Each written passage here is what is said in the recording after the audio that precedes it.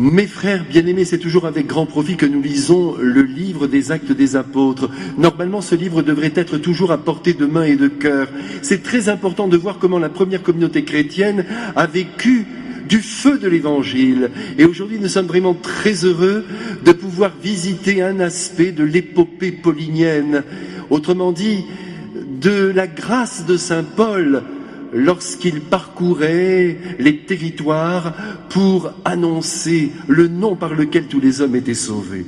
Et voyez, aujourd'hui, nous retrouvons saint Paul dans cette belle ville de Corinthe. Et là, ce qui est extraordinaire, vous le voyez, mes frères, mais en même temps, ce qui est tout à fait commun, parce que dès que l'on est avec le Christ, on bénéficie de son aide et de sa grâce. Vous avez entendu qu'il bénéficie d'une vision du Christ. Le grand saint Paul est visité par le Christ, qui lui parle à l'oreille et qui lui dit « Sois sans crainte, continue de parler, ne reste pas muet, je suis avec toi et personne n'essaiera de te maltraiter, car dans cette ville, j'ai à moi un peuple nombreux. » Voyez mes frères, comme le Christ sait toutes choses, il sait qui est avec lui et qui ne l'est pas. Il faut toujours, mes frères, que nous sentions que nous sommes suivis par la personne de Jésus. Et que par conséquent, nous n'avons rien à craindre. Et ça sera la conclusion de cette petite prédication. Je vous l'ai donné comme ça tout de suite, comme ça vous savez où je veux en venir.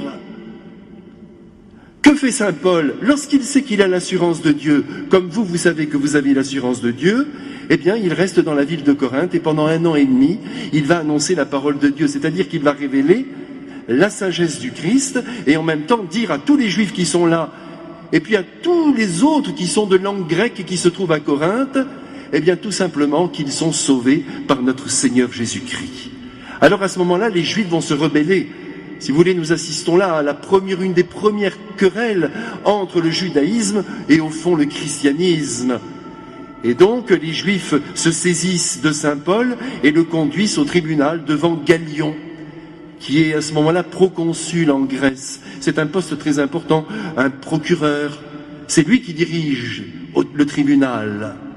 Alors vous savez que ce Gallion, je ne sais pas si vous le savez, mais c'est important de se le redire, parce qu'il va être extrêmement sage dans ce qu'il va dire. Gallion est le frère aîné du grand Sénèque, que nous ferions bien d'ailleurs de lire, parce que c'est un philosophe qui peut toucher même le cœur chrétien. Alors ce Gallion s'exprime très simplement, il répond aux Juifs, écoutez, ce sont des querelles internes, ce sont des questions qui regardent la foi religieuse, ça ne relève pas de mon tribunal. Et comme Sosthène, qui est le chef de la synagogue, n'intervient pas, les Juifs qui sont dans un état d'excitation inouïe se jettent sur Sosthène et le battent. Et Gallion, c'est ainsi, ne bouge pas. Mes frères bien-aimés, par la suite, saint Paul va rester encore un peu à Corinthe, et puis ensuite il va partir et rejoindre, en amenant avec lui Priscille et Aquila, il va se rendre dans une autre ville, à Sancrée, où là il va continuer d'annoncer l'Évangile. Mais voyez mes frères, ce qui est extraordinaire, c'est de sentir cette aide divine. Lorsque nous voulons vraiment annoncer notre Seigneur, faire connaître la Sainte Vierge, révéler le Saint Évangile, le mystère eucharistique, parce que tout est là au fond, eh bien nous sommes soutenus par le Christ, qui, vous l'avez vu pour saint Paul, lui a promis de le soutenir. Mais comme vous l'avez constaté avec moi, saint Paul a quand même été arrêté. Mais nous n'avons rien à craindre comme lui, même si de temps en temps, nous avons l'impression d'être comme tenus par nos ennemis. Ce n'est pas grave, ils peuvent nous arrêter, nous faire du mal, dire toutes choses de mal contre nous, ce n'est pas grave. Jésus peut le permettre comme il permet l'arrestation de saint Paul, mais ensuite on ne peut pas le toucher, on ne peut pas le maltraiter. Comme nous aussi, mes frères, il faut que nous ayons cette assurance que le Christ va nous défendre. Mais évidemment, si nous ne montons pas au créneau, le Christ n'a pas besoin d'intervenir et nous n'aurons aucune vision et nous n'aurons aucune parole du Christ reçue à l'intérieur de notre cœur.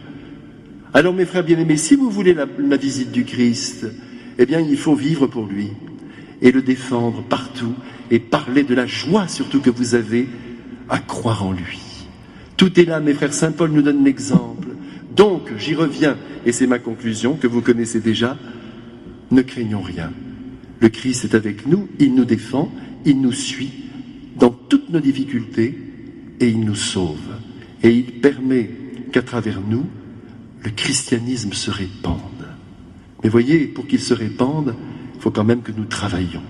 Si nous restons là tranquillement sur nos chaises d'église à prier, et Dieu sait si c'est grand la prière, cela ne saurait suffire. Il faut aller plus loin, il faut agir fortement, parler, et plus encore donner l'exemple à travers la donation de notre amour le plus concret.